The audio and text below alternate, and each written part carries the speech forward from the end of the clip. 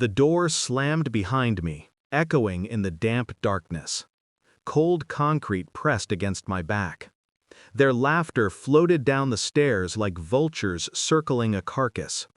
They thought I was weak, worthless, a mistake that should have been buried along with my dignity. But as I sat there, chains of fear slipping away, I realized mistakes have a way of turning on the people who make them. I remember the first time I trusted them, my aunt and uncle, smiling, opening their doors like family always does. I was 19, wide-eyed, eager. They gave me a room, offered advice, lent money, smiled at me with eyes that promised loyalty. I believed them, foolishly. They were everything I had left of family, and I loved them. Until I saw the cracks.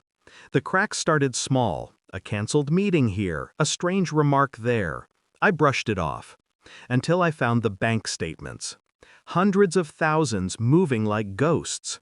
Withdrawals I didn't authorize. And then the message. The one that made my blood run cold. We don't need you. You're in the way. Always have been. Signed with the smile I once called family. That's when the heartbreak hit. But it wasn't grief that kept me awake, it was fury. Cold, methodical fury. They underestimated me because I stayed quiet. I smiled while they stole, while they mocked, while they plotted my erasure. But in the basement that night, I realized I had an advantage. I found the files my grandfather had hidden decades ago. Tax codes, company charters, secret accounts. Keys to a kingdom I didn't know I'd inherited. Keys they would never have thought to look for. And then the phone rang. His voice, calm and measured, cut through the shadows. I always knew you were smarter than the rest of them. Use it. Make it count. I did. I spent weeks studying every loophole, every contract they had ever manipulated. I traced funds, discovered shell companies, identified allies they had never suspected would turn. I learned patience, how to watch them enjoy their temporary victories while I laid the foundation for their downfall. Each dinner they flaunted wealth, each boastful story, each smirk at my uselessness became fuel. When I struck, it was quiet. The transfer orders went through overnight. Accounts frozen, investments vanished. Legal notices landed on their doorstep like thunderclaps. Friends they trusted turned away, guided by my subtle nudges and carefully planted evidence. I watched from the shadows as their empire crumbled, brick by brick. They couldn't scream, they couldn't call for help.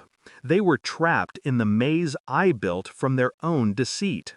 Then came the confrontation. I stood in the penthouse lobby, the smell of expensive leather and old arrogance thick in the air. They didn't recognize me at first. The same faces that had laughed at me, scorned me, now pale, trembling, realizing the magnitude of what had been set in motion. I don't understand, my uncle stammered. Look around, I said, letting the silence fill the space. Letting the weight of their failures press down on them. Everything you built, everything you stole, it was never yours. You only made it possible for me to take it back. My aunt's face twisted in disbelief. Every subtle glance, every betrayal, every stolen moment of my life reflected in her eyes. I didn't shout. I didn't beg for recognition. I let them drown in the truth. And they did. Later, I walked through the city streets feeling lighter than I had in years. Not because I had money or power, but because I had reclaimed myself. Every calculated move, every sleepless night, every heartbeat spent imagining their panic had led me here. Relief wasn't loud, it was sharp, clean, precise.